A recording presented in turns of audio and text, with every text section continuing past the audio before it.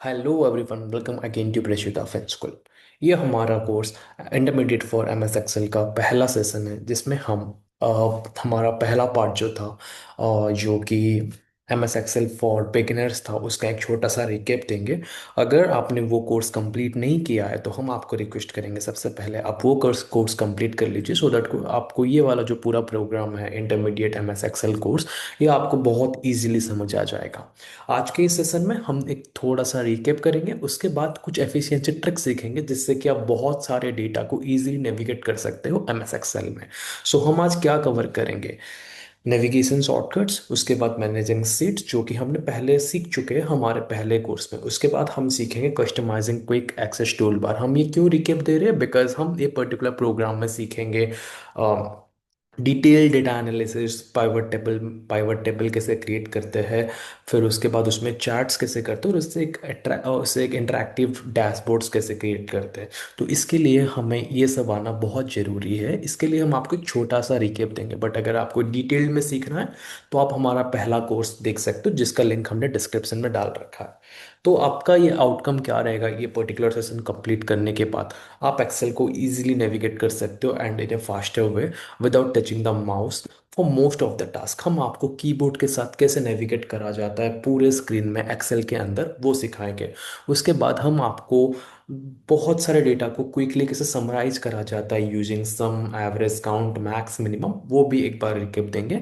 उसके बाद हम आपको सिखाएंगे how to apply decision logic with simple if formula. तो चलिए शुरू करते हैं। सबसे पहले देखते हैं नेविगेशन शॉर्टकट्स। तो ये नेविगेशन शॉर्टकट्स जो हमने पहले वाले अपने कोर्स में देख चुका थे, एक छोटा सा रिकेप करेंगे। सबसे पहले कंट्रोल प्लस एरो मार्क्स। सो आपको क्या करना है? अगर आपको सबसे लास्ट वाले फील्ड सेल्स पे इन द डायरेक्शन जंप करना है, फॉर एग्जांपल आप अभी यहाँ पे हो और आपको आना है यहाँ पे, तो ये तो मैंने माउस के यूज से किया। अगर आपको माउस नहीं यूज करना है तो आपको सिंपली कंट्रोल दबा के, आपको क्योंकि अभी लेफ्ट से राइट जाना है तो आपको राइट एरो क्लिक कर देना है। तो अभी तो यहाँ पे तीन ही सेल्स है, राइट? अगर आपके पास बहुत सारे सेल्स होते, फॉर एग्जांपल 25-30 सेल्स, तो आपको माउस से स्क्रॉल कर करके यहाँ तक आना होता था, राइट? बट यहाँ पे आप क्या करोगे? अगर आप सिंपली कंट्रोल प्लस राइट करते हो तो आप पूरे एंड ऑफ द डेटा को चले जाओगे। सेम वे अगर आप कंट्रोल प्लस डाउन करते हो तो नीचे आ जाओगे, कंट्रोल प्लस लेफ्ट करते हो तो वापस लेफ्ट, और कंट्रोल प्लस अपवर्ड करते हो तो फिर से ऊपर आ जाओगे, राइट? फिर उसके बाद आता है control plus shift plus arrow की। अगर आपको यहाँ से यहाँ तक का सारा डेटा अगर आपको सिलेक्ट करके जाना है तो आप क्या करना? Control shift plus arrow. तो यहाँ पे आपका क्या हो गया ना, आपके यहाँ पे पूरा डेटा सिलेक्ट हो गया। चाहे आप इसको भी कॉपी करो, कॉपी करके यहाँ पे पेस्ट करो, तो एक ही बार में हो गया, राइट? द सेम वे अगर आपको गो टू सेल 1 में जाना है तो आपको सिंपली कंट्रोल प्लस होम की दबाना है। इन द सेम वे अगर आपको लास्ट यूज सेल में जाना है तो आपको क्या करना है? कंट्रोल प्लस एंड दबाना है। उसके बाद आपको जाना है switch between two worksheets. For example आपको दो वर्कशीट्स के अंदर स्विच करना है तो आपको करना है कंट्रोल प्लस पेज अप या तो पेज डाउन। तो ये आपके वर्कशीट्स के अंदर स्विच हो जाएंगे। अगर आपको ऑटो सम करना है, अगर कोई भी एक कॉलम है जिसका कि आपको ऑटोमेटिक सम करना है, तो यूजुअली अगर आप वो पूरा रो ही कॉलम ही अगर आप वो सिलेक्ट कर लेते हो तो आपको यहाँ पे उसका सम दिखा देगा। यहाँ पे अभी क्योंकि अल्फ़ाबेट्स है तो ये काउंट दिखा रहा है। अगर आप यहाँ पे नंबर्स होते तो यहाँ पे सम दिखा देता। बट फिर भी अगर आपको करना है तो आप यहाँ पे अल्ट प्लस इक्वल्स टू कर सकते हो। अगर आपको करना है कोई भी एक बड़े टेबल को, डेटा रेंज को टेबल में कन्वर्ट करना है, तो आप कंट्रोल प्लस टी कर सकते हो, राइट?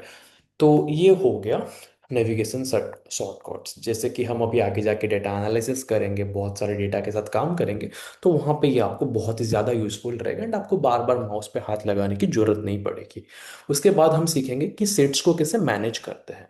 तो सबसे पहले आपको सीट्स मैनेज करने के लिए हमारे पास तीन चीज़ें रहते हैं। सबसे पहले हो गया फ्रीज पैन्स, फिर हो गया हमारा स्प्लिट स्क्रीन, फिर हो गया hide and unhide rows and columns. तो ये भी हमने डिटेल डिस्कस किया है हमारे पहले वाले कोर्स में, लिंक आपको डिस्क्रिप्शन में मिल जाएगा। तो अगर आपको कोई भी पैन्स फ्रीज करना है, सबसे पहले आपको व्यू में जाना पड़ेगा। आप यूजुअली हम होम स्क्रीन में रहते हैं, राइट? तो आपको आना पड़ेगा व्यू में। व्यू में आने के बाद यहाँ पे आपको मिल जाएगा फ्रिज। तो आपको क्या करना है? फ्रिज टॉप रो करना है। क्लिक करोगे, देखो आपका टॉप रो जो है ना वो अभी नहीं नहीं ऊपर जा रहा है, ये अभी फ्रीज हो गया है। अगर आप इसको फिर से अनफ्रीज कर दोगे तो ये अभी ऊपर जा रहा है। तो ये कब काम आता है? जब यहाँ पे आपका बहुत टेबल का फर्स्ट कॉलम आपको चाहिए होता है, राइट? बहुत सारे डेटा होते हैं नीचे तक। अगर आपको टेबल का first column, sorry first row आपको चाहिए होता है, तो आप ऊपर का जो रो है उसको फ्रीज कर देना। तो आप जैसे ही नीचे जाओगे, आपको आपका जो टेबल का हेडिंग है वो दिखता रहेगा। सेम वे आप फ्री फर्स्ट कॉलम को फ्रीज कर सकते हो, जैसे कि अभी यहाँ पे फ्रीज हो गया। द सेम वे आप इसको फिर से अनफ्रीज पैन कर सकते हो, राइट? फिर यहाँ पे क्या होता है? फिर आता है स्प्लिट स्क्रीन।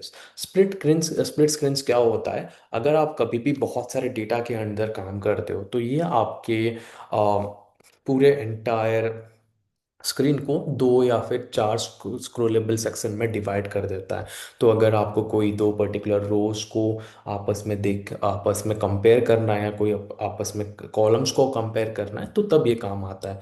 ये भी बहुत इजी है, आपको कुछ कर नहीं करना, व्यू पे आना है, फिर यहाँ पे आपका स्प्लिट का ऑप्शन है।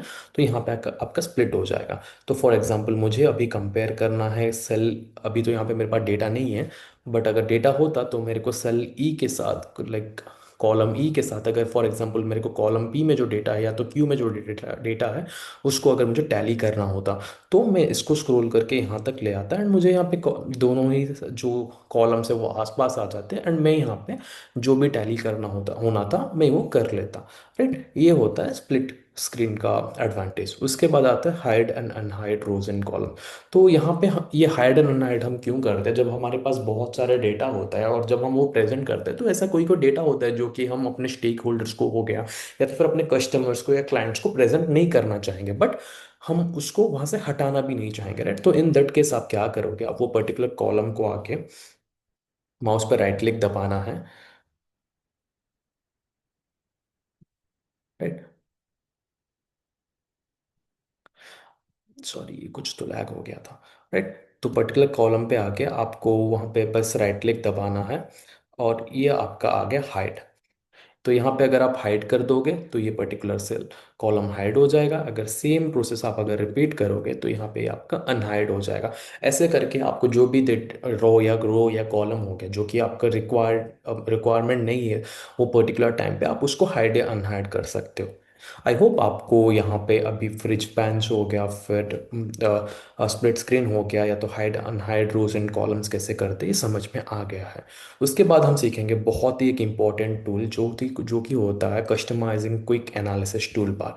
So quick analysis tool bar क्या होता है? ये जो हमारे यहाँ पे डिटेल्स है ना, इसको हम बोलते हैं quick analysis tool bar, right? तो यहाँ पे क्या होता है ना, हम जो जो जो फंक्शंस एक्सेल में ज़्यादातर रिपीटेडली यूज़ करते हैं, तो हम उसको यहाँ पे रख लेते हैं। जैसे कि हम सेव बार बार करेंगे तो यहाँ पे हम सेव रख लेते हैं। जैसे कि हम कॉपी एक कोई चीज़ को ज़्यादा ज़्यादा बार करें तो हम यहाँ पे कॉपी रख लेते हैं।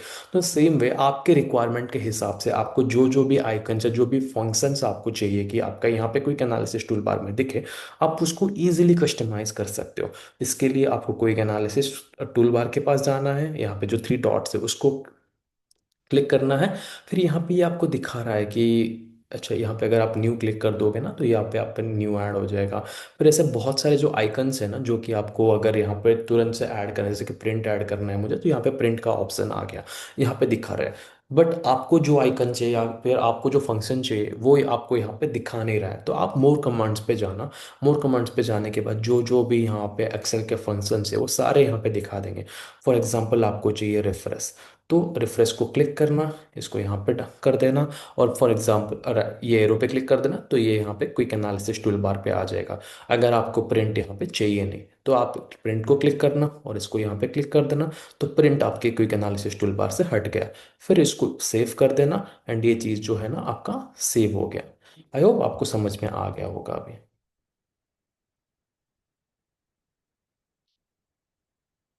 राइट? आई होप आपको ये चीज़ अभी समझ में आ गया होगा।